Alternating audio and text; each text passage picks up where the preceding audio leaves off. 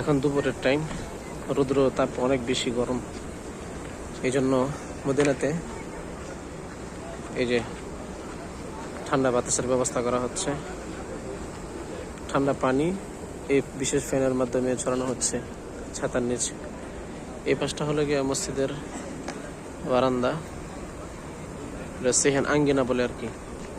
এটা হলো পশ্চিম পাশে। এই পিছনে হলো গিয়ে রওজা। এই যে বাবুস সালাম, এখান দিয়ে হাজিরা ঢুকে রাসূল সাল্লাল্লাহু আলাইহি ওয়াসাল্লামকে সালাম দেয়, এরপরে ওই পাশ দিয়ে বের হয়ে আসে। এই যে বিশেষ ফ্যান ঘুরতেছে, নামাজিরা এখানে বসে নামাজ পড়তেছে। অনেক সুন্দর দৃশ্য। প্রত্যেকটা খুঁটির সাথেই দুইটা করে ফ্যান আছে। এই ফ্যানের মাধ্যমে ঠান্ডা বাতাস ছড়ানো হচ্ছে।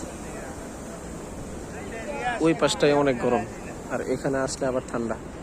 এই ছাতার নিচে আসলে অনেক ঠান্ডা।